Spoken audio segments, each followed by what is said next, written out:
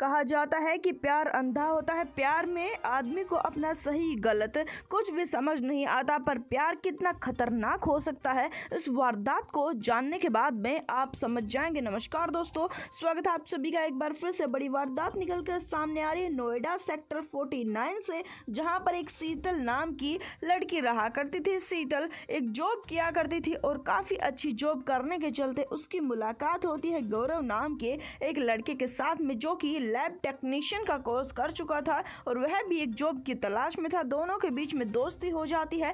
देखते ही देखते दोनों के बीच में प्यार हो जाता है। दोनों के दोनों घंटों एक दूसरे से बात किया करते थे। दोनों को एक दूसरे के साथ में समय बिताना काफी ज्यादा अच्छा लगा करता था। इस प्रकार से दोनों मिला जुला करते थे, मानो कि कई वर्षों से एक दूसरे को जानते हो। जिसके पश्चात की बात है कि गौरव लड़की को एक प्रपोजल देता है और ये बात होती है कि हम दोनों के दोनों लिव इन रिलेशनशिप में एक ही साथ में रह सकते हैं। इस समय तक गौरव की जॉब भी लग चुकी थी, जिसके चलते लड़की थोड़ी देर तक इस बात के बारे में सोचती है। बाद में लिव इन रिलेशनशिप के बारे में रहने के बारे में सोच लेती है।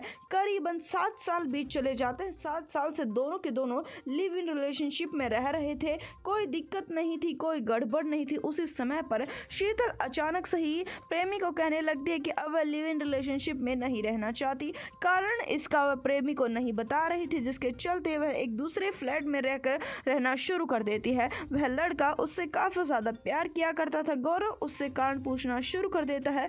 बाबा रोजाना उसे कई बार फोन किया करता, तब जाकर लड़की एक बार फोन उठाया करती थी। लड़के को इस बात पर गुस्सा भी आया करता था और रोना भी आया करता था, जिसके चलते ये कभी लड़की के सामने गिड़गिड़ाता था, कभी गुस्सा करता था। ये सब कुछ चल ही रहा था कि उन दोनों की जिंदगी में आज गौरव को काफी ज्यादा गुस्सा आ जाता है। वह कहता है कि तुम एक बार मुझसे मिलने के लिए आ जाओ, क्या तो आज हम दोनों ब्रेकअप कर लेंगे, वरना तुम इस बात का कारण बता देना कि तुम मेरे साथ में रहना क्यों नहीं चाहती हो। जिसके चलते जहां पर गौरव रहा करता था वहीं पर मिलने के लिए उसे बुला लेता है और छत पर दोनों के दोनों खड़े थे। वहीं पर खड़े खड़े दोनों के दोनों बात कर रहे थे।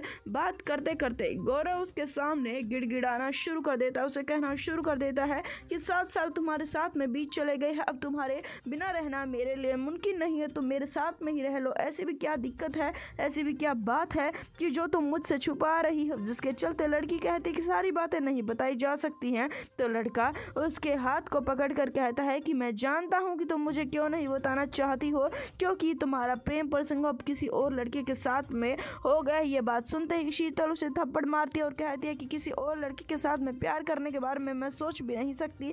ये मनगढ़ंत कहानियां बनाना बंद करो, मैं तुम्हारे साथ में नहीं रहना चाहती। इतनी सी बात तुम्हें समझ क्यों नहीं आ रही? इतने दिनों से मैं तुम्हें समझाने की कोशिश कर रही हूँ। लड़का कोई भी जवाब नहीं देता है। दोनों के बीच में और ज्यादा भयंकर इसी बात को लेकर बहस होती चली जाती। गुस्सा इतना ज्यादा बढ़ता चला जाता है कि गुस्से में गौरव ऊपर वाली मंजिल से ही लड़की को धक्का मार देता है और लड़की नीचे गिर जाती है। लड़की को धक्का मारते ही गौरव काफी ज्यादा रोना शुरू कर देता है कि उसने क्या कर दिया। तुरंत भागा नीचे की तरफ जाता है। आसपास के लोग वहां पर इकट्ठा हो चुके थे। वह कहता है सबको कि यह ऊपर से गिर गई, मैं इसे अस्पताल में लेकर जा रहा हूँ। जिसके पश्चात में वह उसे अस्पताल में लेकर जाता है, पर अस्पताल में डॉक्टर ने उसे मृत घोषित कर दिया था। लड़के के पैरों तले से जमीन खिसक जाती है, पर वह यहाँ पर नहीं रुकता है। हम आपको बता दें कि वह लड़की को अपने साथ में ऑटो में लेकर चला जाता है। वह नहीं बताता है ऑटो वाले भैया को कि लड़की की मौत हो चुकी है। एक सुनसान जगह पर लड़की को लेकर जाता है। 3 दिन तक लाश के साथ में सुनसान जगह पर वह रहता है। लाश को ठिकाने